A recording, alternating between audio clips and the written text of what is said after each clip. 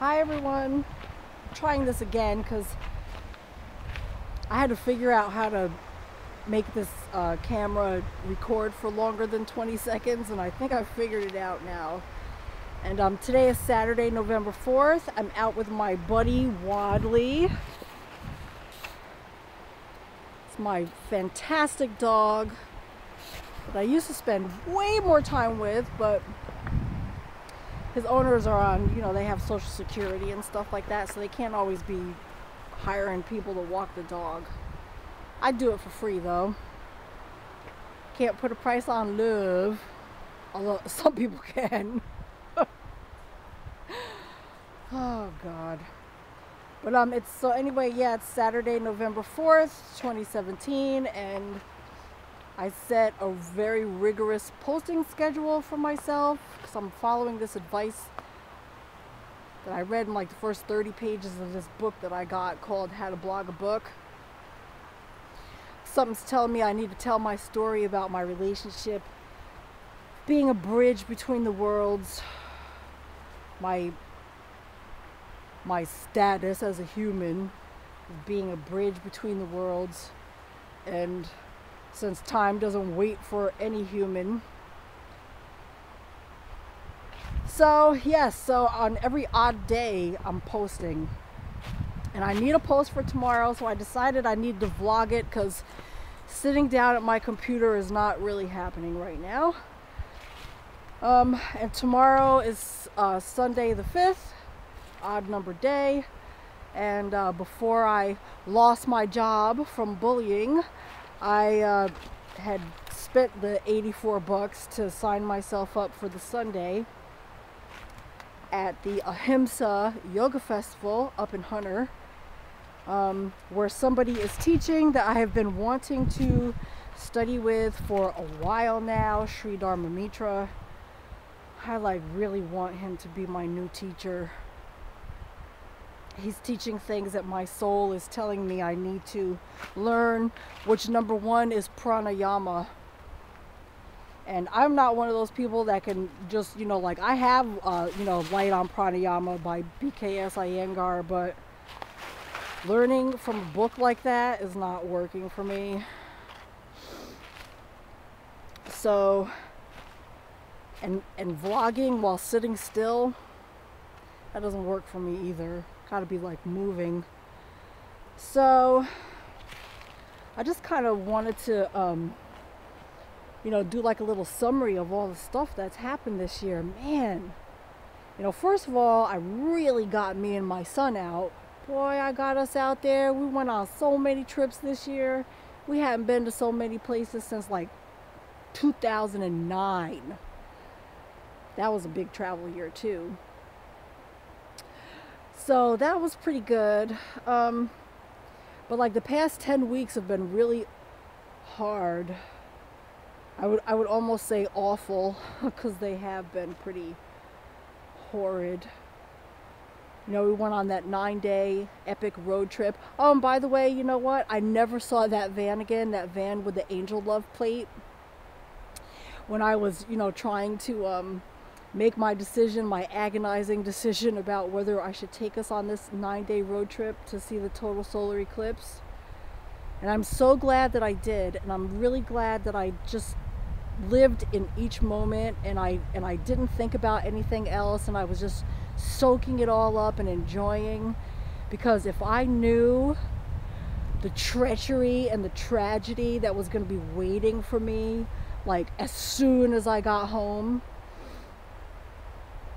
if I knew that I was going to be bullied out of my job, and that I would be struggling again, trying to sift through my personal belief system bullshit about job and work, and if I knew all of that was going to happen, I wouldn't have gone.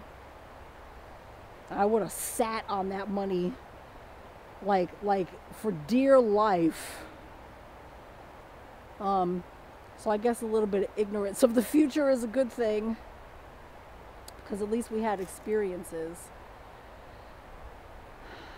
that we wouldn't have had. And what's life for except for to have experiences? So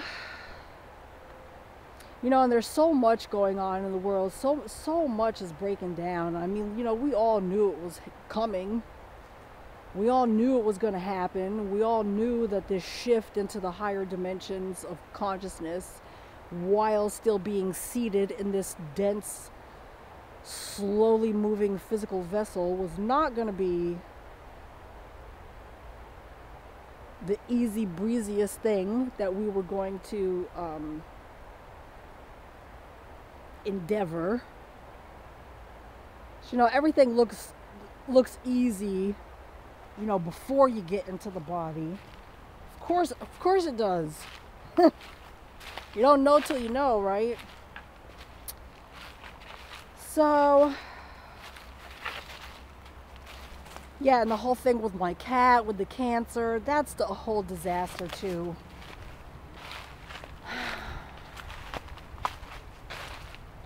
The one good nugget that I can glean from all of this is so far the job that I got to replace the other one.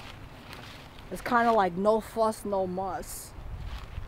I work less hours, but I get more hourly salary, and I just go to the person's house, they hand me a note, I do all the stuff that's on the note, and then they hand me a check. They don't even want to talk to me, they don't want to know anything about me or about my life, not even conversation. Which actually, I guess that's what I need now. After so long. After so long of like the 180 opposite of that. Oh God.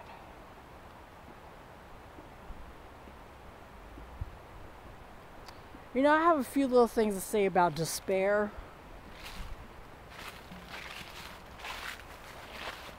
Just, you know, like this whole subject, because, you know, I'm not, you know, this is really, I may look back and say, yeah, that was a really good time. I learned a lot. I became who I am. But, you know, right now going through this another freaking transition is not,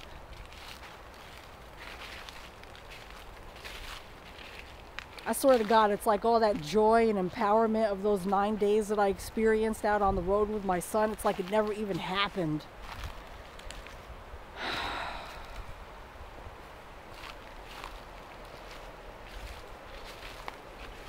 There's like some serious refining and regrouping going on. You know, and I know if, like, you know, one thing is happening with me or like any other light worker, it's happening with others too. And the thing of the deal is, you know, maybe we're just not talking about it. You know, because everything is supposed to be great, everything is supposed to be awesome. We're all supposed to like keep our positive frames of mind. We're using our manifestation abilities and the law of attraction and our emotional guidance system, and yeah, we're all doing that.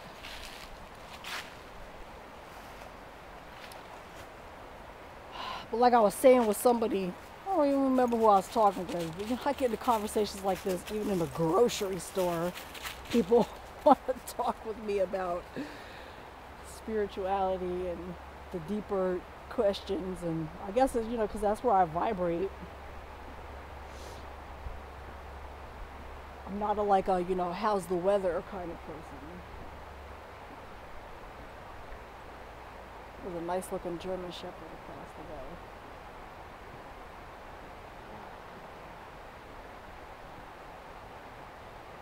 So, you know, what I was really wanting to say, because, you know, just, you know, because I'm feeling really in despair.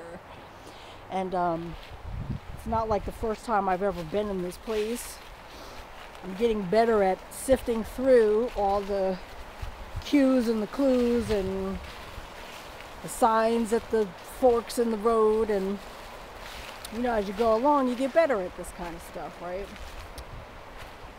But, you know, it just makes me think about, you know, a few years ago, you know, when stuff really hit the fan and I was learning how to surrender and I was being taught all these lessons in relation to that. You know, that was surrender. Now I'm learning lessons about, you know, work and livelihood and what, you know, what does that all really mean in the fifth dimensional paradigm. That's a hard one. Because, you know, that's a big part of living in the third dimension and the higher fourth dimension is, physical survival. But there's a right way and a wrong way now that things have changed energetically here on this planet. So, there's all that.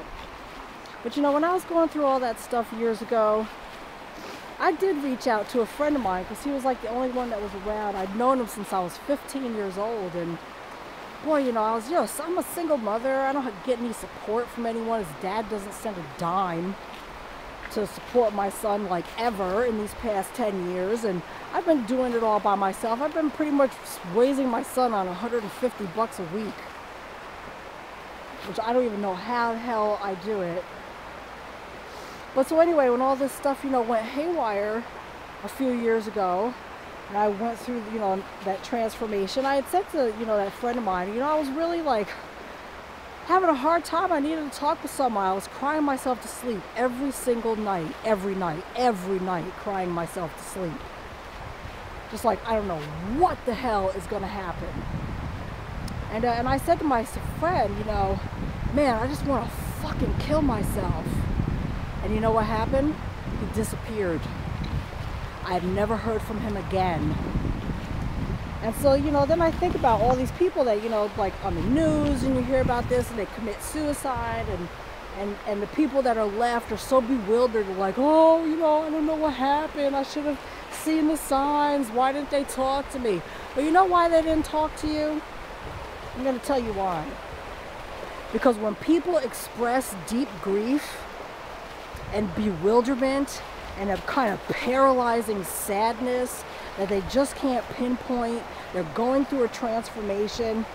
You know what happens when they reach out and they talk to somebody? Generally, from my perspective, what I've experienced in my own life,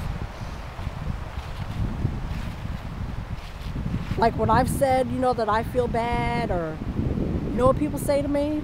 Oh, come on. Oh, you don't feel that way. Oh, that's not true. Oh, right away, negate.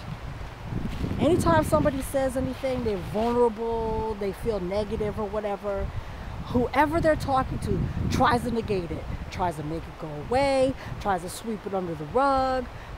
That's not your truth. They try to tell you that that's not your truth, that you're not even speaking your truth. Get upset, start spitting when I speak.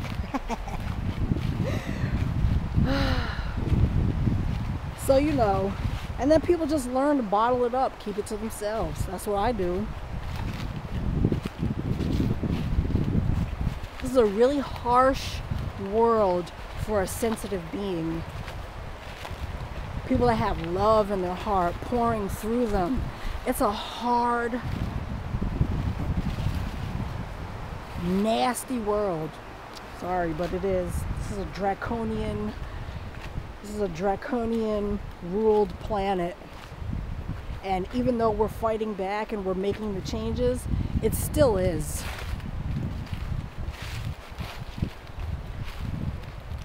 So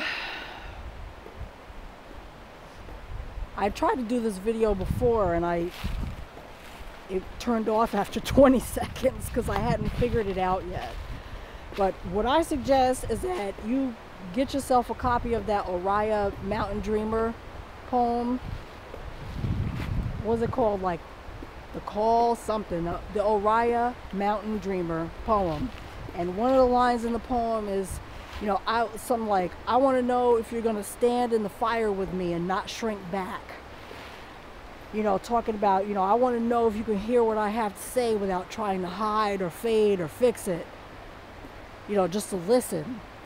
It's one of the best gifts I was given, one of the best gifts, because there were a lot of them, by studying with my teacher and living with her, Susan Weed, was the practice of talking stick. I'm going to get the sun all in the camera. Because in talking stick, you're just passing a stick, and you have to listen to whatever that person is saying without thinking about what you're going to say in a minute, which is what most people do when they're listening to somebody in a conversation. They're not actually listening to what that person is saying. They're formulating their next sentence whenever they hear a silence from that other person. Don't work. So anyway, this is my vlog for November 5th because it's an odd day and I can't write anything today because I got my buddy until like 5 o'clock. Well, 4:30 maybe. And it's like 2 now. Hey! Vlad! Come here, buddy! Come on! It's getting too close to the road. I gotta put his leash on. I mean, he's not that close to the road, but if somebody's getting out with their dog, because he's such a loving being, my bud.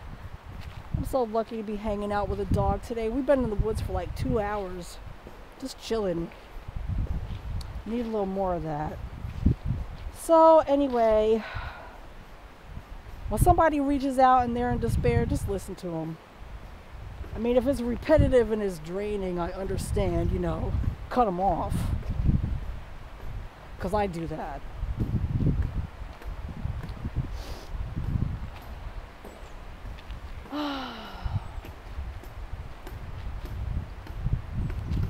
So if anybody is looking at this on Sunday the 5th, I am up at the Ahimsa Yoga Festival in Hunter, New York. It's pretty close to where I'm living. Probably gonna have to leave at 8 a.m. I can get there by 9. The first class I want to take with Dharma Mitra is at 10. I'm just going. And we'll see what happens.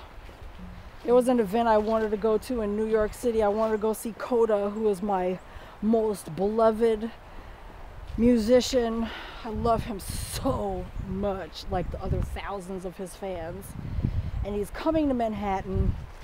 I have a hotel reservation that I'm not even sure if I'm going to be able to keep, so I don't think I can afford it now. And I haven't even got the ticket. Hey! Come here! I better go. Better go wrangle this dog. Yeah, but we just keep going on. I'm following my emotional guidance system about where to go, how, who, what. Oh, is that a pit bull? Oh, I know this guy. All right, see ya. Have a good day. I'll see you in another day. Bye.